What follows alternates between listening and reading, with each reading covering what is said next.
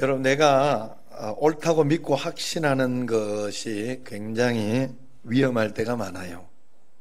그래서 나이가 들고 연세가 들고 또 오래 이렇게 살아갈수록 사람들은 거기에 대해서 마음을 가지는 거예요. 그래서 내가 틀릴 수도 있다. 내가 잘못 이야기했을 수도 있다. 내가 이야기 꼭 했다고 그래도 잘못 이야기했을 수도 있어요. 내가 그래서 맞다고 해도 그 이야기를 맞게 했다고 해도 내가 실수할 수 있다 생각하는 게 좋아요. 우리는 살아가면서. 그래서 그런 것들에 있어서 이제 나중에 되면 좀 탄력적이 되는 거죠. 그래서 우리가 하나님 앞에 내 생각만 다 맞다 이렇게 생각을 하면 안 돼요. 우리가 수학여행이나 그럴 때 가보면 애들이 그렇게 하지 않아요? 다른 애 이렇게 안경에다 막 색칠을 빨간 색칠 해놓기도 하고 얼굴에 막 호작질 해놓고 그럽니다. 그러고 난 뒤에 불이야 그러면 안경을 쓴 애는 정말 불이 난 줄 알고 그 아이에게는, 그 학생에게는 실제가 되는 거예요, 그게. 그래서 뭐 온통 붉으니까 어디가 뭐 이러냐 이러면서 그냥 난리를 치고 그럴 때가 있죠. 그리고 난 뒤에 나중에 그 사실을 알고 나서 굉장히 신경질 내고 그런 때가 있었습니다. 자, 그러나 그때 그 친구에게는 실제 상황이에요. 보는 것이.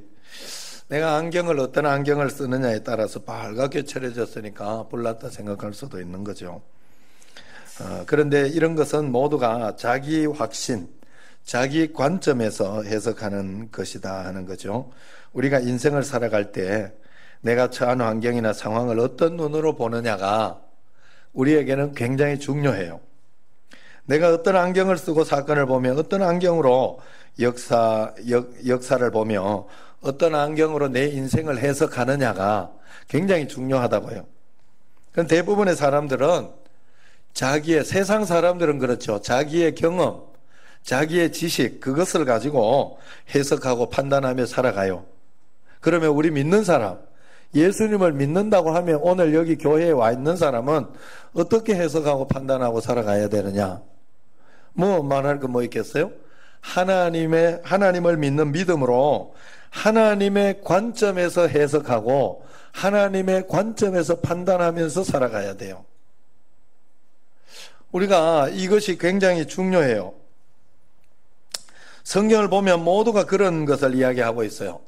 우선 민수기 14장에 보면 그런 이야기가 나오죠. 가나안 땅에 가데스 바네아에서 가나안 땅에 정탐꾼을 보냅니다. 하나님께서. 그래서 정탐을 하라 그렇게 이야기를 해요. 정탐을 하고 오라고 한 사람들에게 이미 약속을 준 게 뭔가 하면 너희를 가나안 땅으로 보낼 것이다 라고 약속을 준 거예요. 그래서 그들도 그걸 믿고 따라 나와서 그 다음에 정탐을 하러 이제 거기 가데스 바네아에서 가는 거예요. 사실 가데스 바네아는 얼마 걸리지 않았던 거예요, 거기에. 그렇기 때문에 거기에서 곧바로 하나님의 계획은 곧바로 거기에서 가나안 땅으로 넘길 계획이 있었나 봐요. 거기에서 정탐을 바로 갔다 올 수 있는 정도의 땅이니까. 그런데 가가지고 이제 달라진 거예요. 가서 보니까 안악 자손들이 있는데 굉장히 장대한 굉장히 큰 그런 사람들 한 2m씩 되는 그런 자손들이 사는 거예요. 그러면서 젖과 꿀이 흐를 정도로 굉장히 이렇게 먹을 것이 풍성하고 그렇게 되니까 그걸 보고 그들이 겁이 난 거예요. 또 거기에는 철기 문화야 이미. 그래서 청동기 이런 문화로는 안 된다는 거죠. 야, 이 큰일 났다. 자기의 관점, 자기의 해석인 거예요. 맞죠? 자기가 지금까지 경험한 바로는 큰일 난 거예요. 이제 가면 그냥 자기가 힘도 못 써보고 그냥 끝장나게 생겼어요. 그러니까 그 10명의 정탐꾼이 어떻게 해석을 합니까? 자기 관점으로 해석을 해버린 거예요. 하나님의 말씀은 어디 간지 온데 간데 없어져 버렸어요. 그때 자기의 생각으로만 이제 해석을 하면서 뭐라고 하는가 하면 큰일 났다. 이제 우리는 가면 죽었다. 자기만 생각하는 게 아니라 자기의 쫄병들, 또 자기 휘하에 있던 사람들에게 영향이 지도자가 그러면 영향이 미쳐지죠.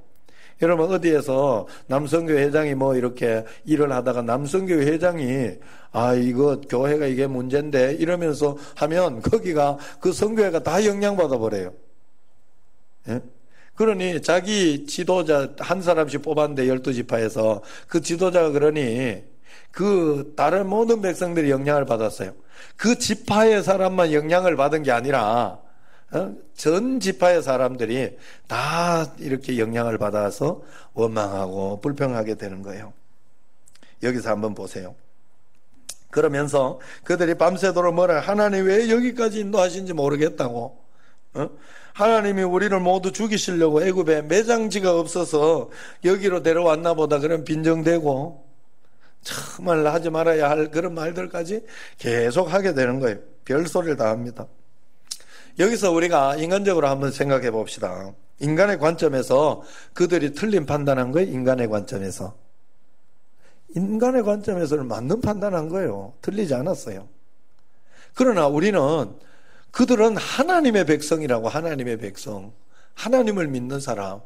그러면 그 인간의 관점으로 해석하면 틀린 거예요.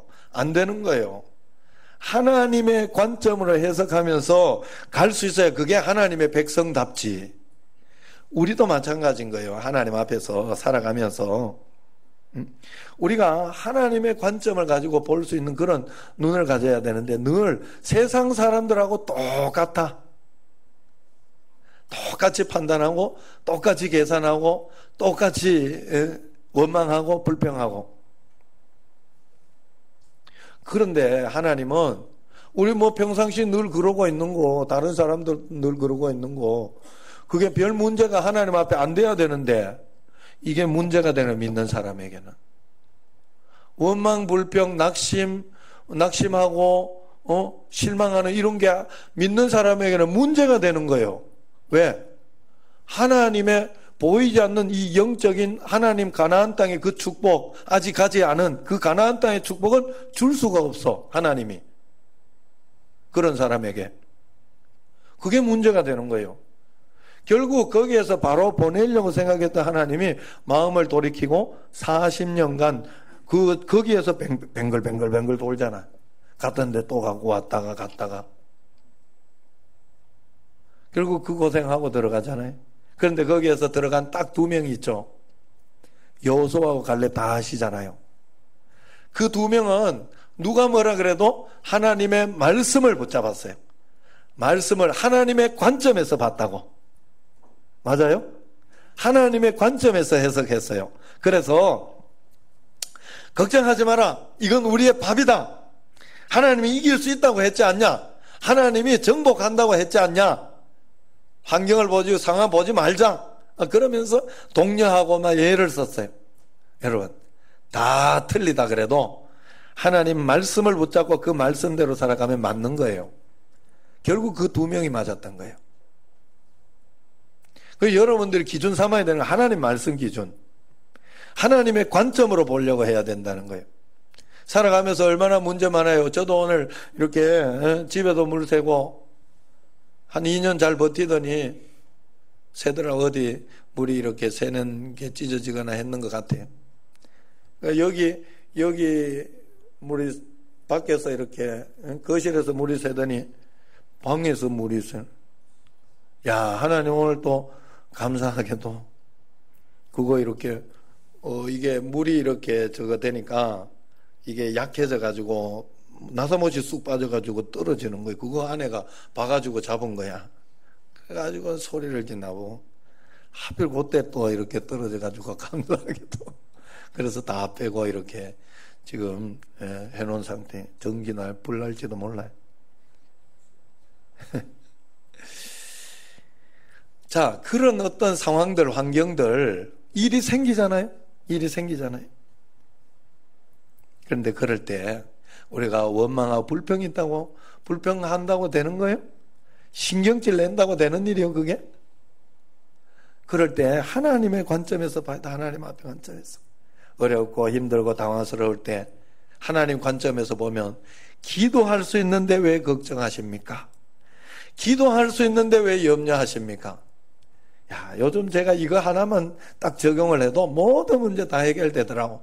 걱정되는 일이 있어. 자식 때문에 걱정이 돼요. 예? 오늘도 이렇게 보면서 자식들이 얼마나 걱정을 많이 시켜요.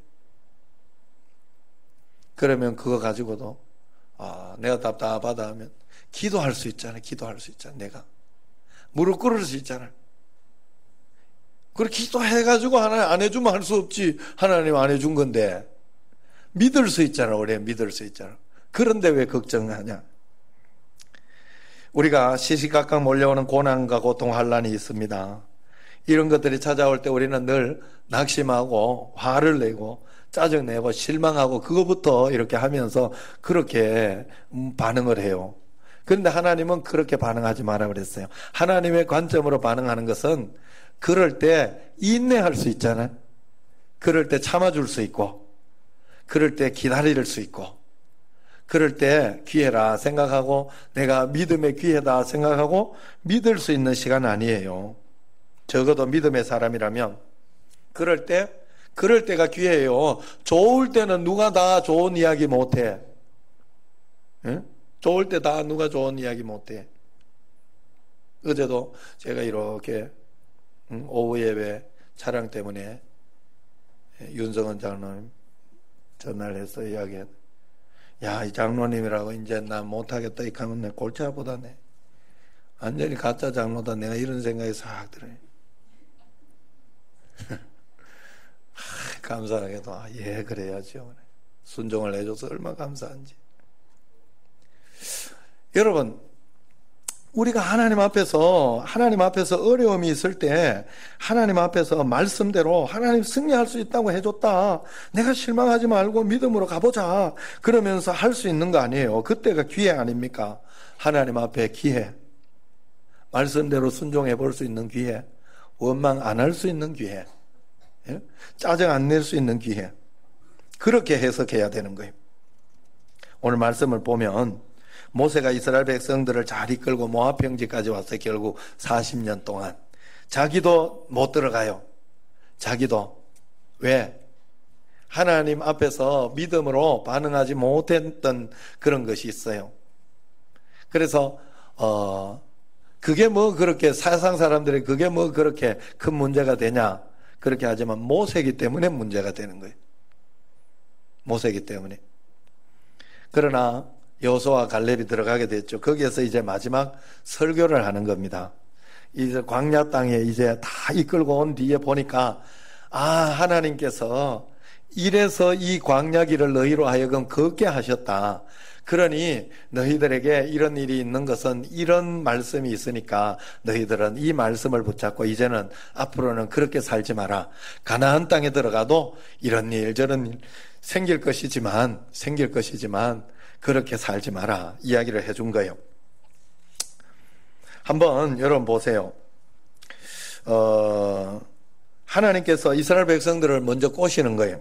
너희 애굽 땅에 있으면 거기서 뭐 배부르게 먹고 있어도 그건 사는 게 아니야. 그건 죄악 가운데 사는 거야. 지옥 가는 생이야. 그러니 너는 예수 믿어야 돼. 주님 앞에 나와야 돼. 그러면서 이렇게 내가 너희를 승리하게 하고 가나안 땅에 이끌어 줄게. 그러면서 꼬셔 나왔어요. 가나안 땅 데리고 가겠다고. 그런데 딱 데리고 나왔는데 보니까 뭐였어요? 어디였어요? 광야였죠. 광야. 나와보니까 광야가 뭐야? 그냥 10가지 재앙 가지고 그러면 다 끝난 줄 알았어. 그냥 보내주는 줄 알았어. 그래 나와보니까 홍해부터 막혀있네. 이럴 때 우리가 어떻게 반응해야 돼요? 그럴 때 우리는 성경을 이미 보고 있고 알고 있기 때문에 광야 생활하는 그 사람들에게 원망 불평하는 사람들을 보면서 어떤 마음을 가져요? 아유 조금만 더 참지 하고 그럴 때 지나갔으면 될 텐데 우리는 관점이 다른 거예요. 왜냐하면 이미 성경을 보았기 때문에 설교를 들었기 때문에 이미 알고 있기 때문에 관점이 다른 거예요. 그런데 이 이스라엘 백성들 입장에서는 굉장히 곤란한 상황입니다. 굉장히 황당한 상황. 헐, 이게 뭐야? 이런 상황이요. 응? 그러나 어떻습니까? 여기에서 하나님의 관점으로만 볼 수 있다면 그것이 광야일지라도, 가나안 땅에 간다고 했는데 나왔는데 그것이 광야일지라도 하나님의 관점으로만 볼 수 있다면 하나님이 틀리지 않았다는 사실을 우리가 알게 되는 거죠. 또 그렇게 고백하며 나아갈 수 있는 거예요. 내가 어떤 관점으로 보느냐가 내 인생의 미래를 좌우한다는 사실을 잊으면 안 돼요. 그래서 여러분, 내가 안 된다 해서, 내가 이거 큰일 났다 해서 지금까지 문제와 인생이 꼬였다고 생각하지는 않으세요? 내 인생은 왜 이럴까? 내가 만든 거라고 생각하지 않으세요?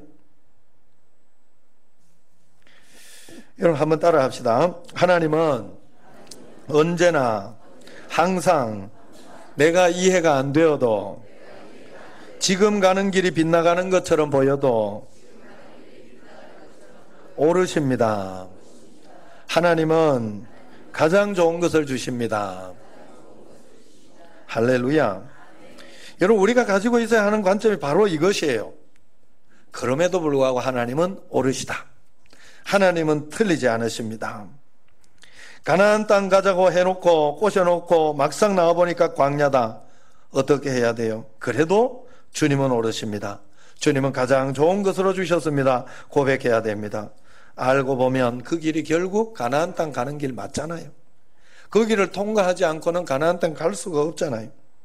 그러므로 하나님이 광야에 있지만 결국 가나안 땅에 보내줄 거니까 믿음으로 한 걸음 한 걸음 주님과 함께 걸어 나가면 되는 거죠.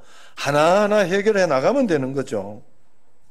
그럼 왜 하나님께서 광야로 인도해 주셨냐? 그걸 오늘 모세가 해석해 주는 거예요. 설교하면서 해석해 주는 거예요. 우리가 그래서 하나님의 관점에서 이제 여러분에게 고난과 환난과 어떤 어려움들 얼마나 많겠어요. 저도 매일매일 살아가면서 얼마나 고난과 환난이 많은지 몰라. 응? 담임 목사 되니까 더 많아. 지휘자 하나는 아니다. 예. 지휘자 어디 아프면 걱정, 반주자 안 오면 걱정, 차량 운행자 없으면 걱정, 식당 못 한다 하면 걱정, 찬양대 빠지면 걱정. 야, 여러분 그런 걱정 안 하시잖아요. 다 걱정할 것밖에 없더라고, 세상에. 그럼 또 그거 하나하나 풀어야 될 일들밖에 없더라. 내가 웃어도 웃는 게 아니오. 여러분, 세상에 별일이 다 일어나요. 별일이 다 일어나요. 그래서 여러분, 자기의 일은 자기밖에 모르는 거예요. 자, 어쨌든 모세가 이제 이 광야를 지나면서 이제 해석을 해줍니다. 그러면서 먼저 이야기하는 게 2절에 보면 포인트, 핵심 포인트. 내 하나님 여호와께서 이 40년 동안에 네게 광야길을 걷게 하신 것을 기억하라. 뭘 먼저 기억하라고 하는가 하면 하나님께서 광야길을 걷게 했다는 것을 기억해라 이야기해요. 하나님의 주권 속에 있다는 걸 기억하라는 뜻이에요. 광야로 인도하신 것 하나님이 허락하셨다. 너희들이 사단에게 속지 마라. 하나님 못 보셔서, 하나님 실수하셔서 그렇다고 생각하면 안 돼. 그런 것 가운데 있지만 그 속에서 하나님은 자신이 있으니까 이 문제를 가지고 더 큰 복으로, 더 큰 은총으로 이기는 삶으로 인도하실 수 있다는 자신이 있으니까 허락하신 거야. 그걸 먼저 믿어야 된다 하는 거예요. 우리의 믿음은 어떤 일이 있어도 하나님이 동행하고 계시고 보고 계시다는 믿음을 먼저 가지고 있어야 돼요. 하나님 앞에 이 믿음의 확신이 있어야 돼요. 자, 가나안 땅을 가는데 광야를 통과해야 되기 때문에 하나님이 허락하신 거예요. 내 관점에서 상황을 해석하면 안 됩니다. 하나님은 일부러 고난의 자리로 인도하시지는 않지만, 여러분 세상에는 죄가 간영하고 또 환경이나 내가 원하지 않더라도, 내가 잘못하지 않아도 여러 가지 나쁘고 어렵고 그런 일들이 많이 일어나요. 한번 여기에서 교회가 이렇게 비가 새고 이렇게 한다고 생각해 봐요. 내가 진 거예요? 그런데 내가 책임지고 있어야 되잖아. 그 앞에서부터 이미 왔던 거잖아요. 내가 다 잘했다고, 내가 다 못했다고 그렇게 일어나는 거. 이유는 다 몰라요. 하나님만이 아시는 거요. 그걸 우리가 분명히 해야 돼. 하나님은 알고 계셔. 나는 모르는데. 그래서 내가 하나님 앞에서 하나하나 풀어보는 수밖에 없어요. 하나님 앞에서. 그래서 하나님이 뭘 원해서 이 길을 허락하셨는지 세 가지로 이야기해요. 첫 번째, 하나님은 너를 낮추시고 그래요. 하나님은 우리를 낮추시길 원하신다. 왜 그럴까?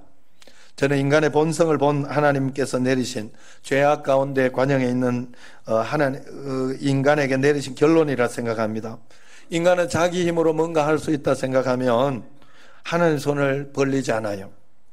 자기 마음대로 하려고 해요. 인간이 밑바닥을 경험해 보면 그때부터 굉장히 겸손해집니다. 밑바닥을 경험한 사람은요, 굉장히 교만하지 않아요. 내가 정말 하나님 앞에서, 그래서 그런 사람이 쓰임을 받아요. 뭐든지 섣불리 판단하지 않고 교만하고 비판하지 않아요. 묵묵히 주님을 따라가는 그런 모습을 보입니다. 어렸을 때 고생 많이 한 사람들 보세요. 크면 함부로 그렇게 교만하지 않아요. 돈도 함부로 쓰지 않아요. 이번에 제가 12년 내경색의 아내를 돌본 그 김병년 목사님 말씀을 들어보면서 감동이 있더라고요. 그분의 말씀 하나하나가 정말 무게감이 있더라고요. 그 속에서 만난 하나님의 그 감동의 말씀이 굉장하다는 것을 보았어요. 이유는 낮추어져 봤기 때문에 그래요. 낮추어져 봤기 때문에. 저도 단임 목회를 하면서 한 3년간은 이것도 좋고 저것도 좋다 그러면 자랑을 많이 했어요. 한 5년, 6년. 그리고 말 안 해요, 요즘은. 입 다물어 그냥. 그 교회 상황은 그 목사님과 하나님만 아는 거예요. 형님도 저한테 뭐 이렇게 저렇게 이야기를 하고 하지만 다 몰라요, 내 속사정. 나도 형님 속사정 다 몰라. 예? 또 이렇게 하면서 뭐 또 어제 이야기를 하더라고.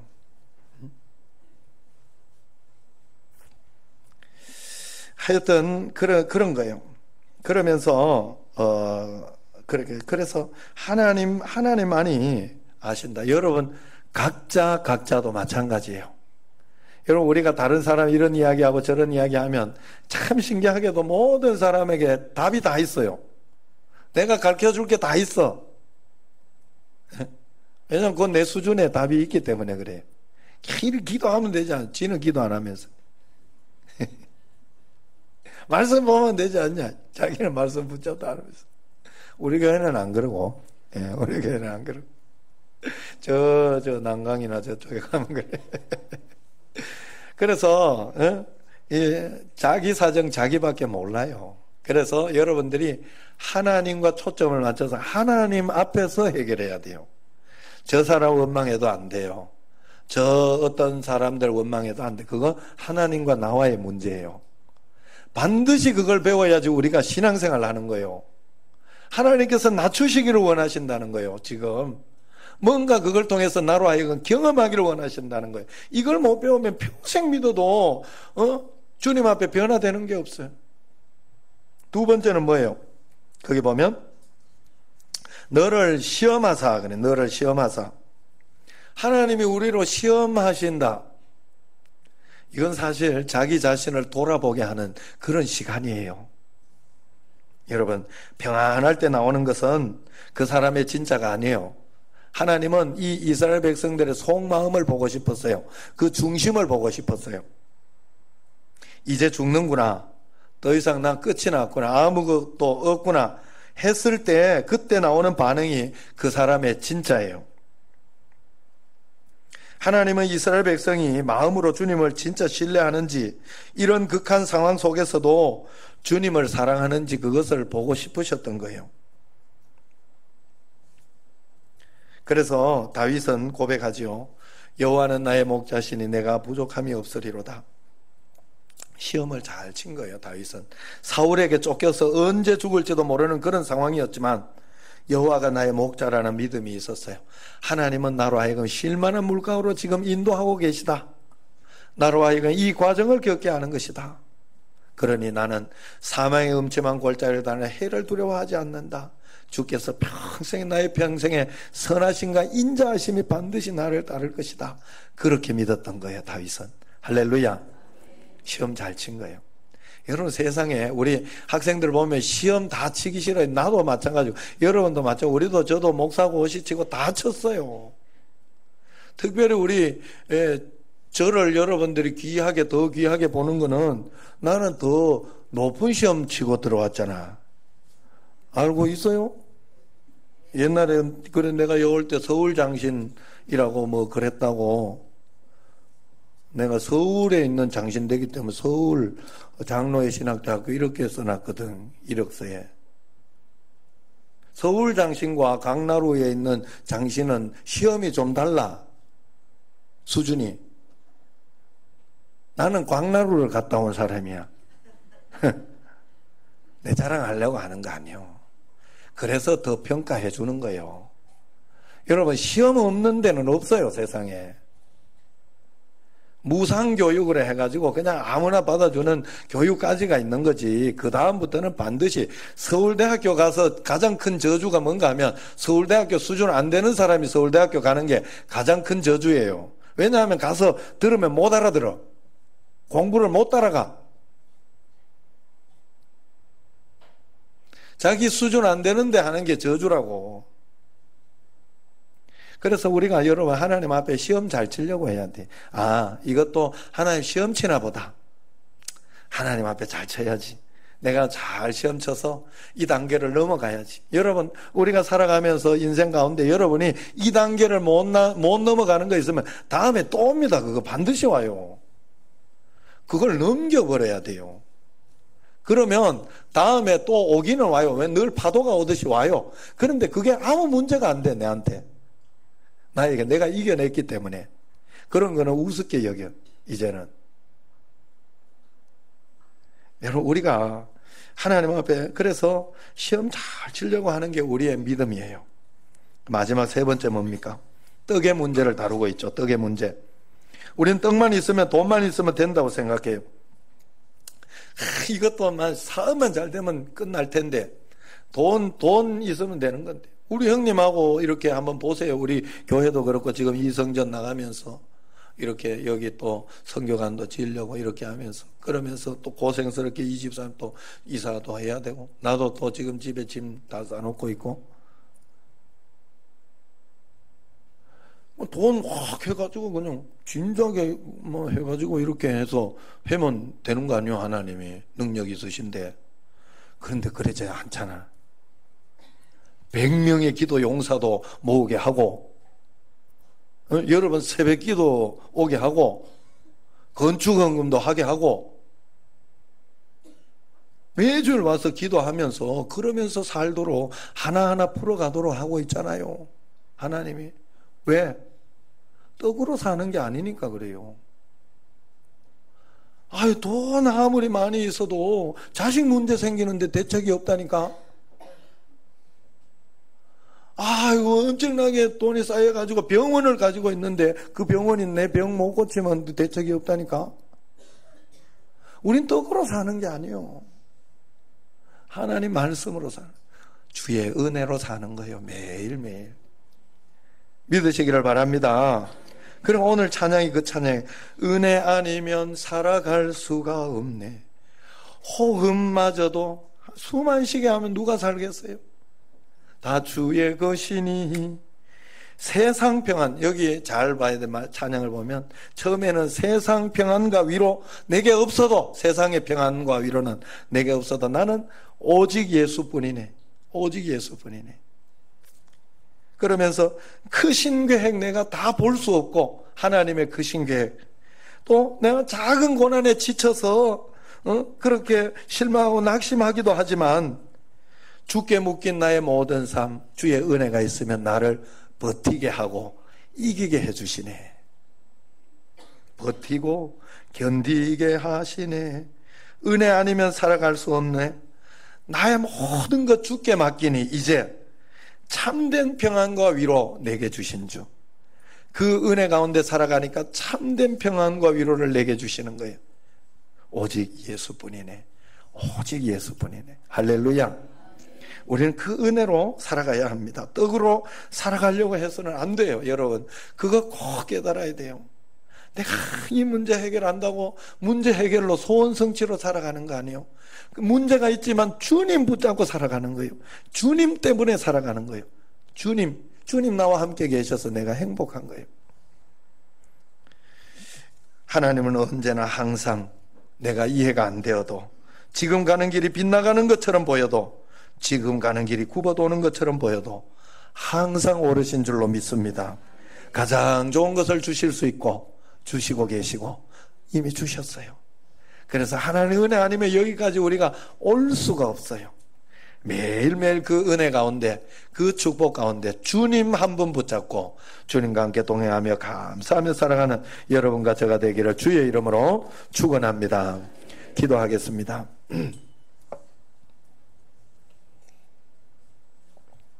하나님 아버지, 비가 안 와서 걱정되더니 또 많이 와도 걱정입니다.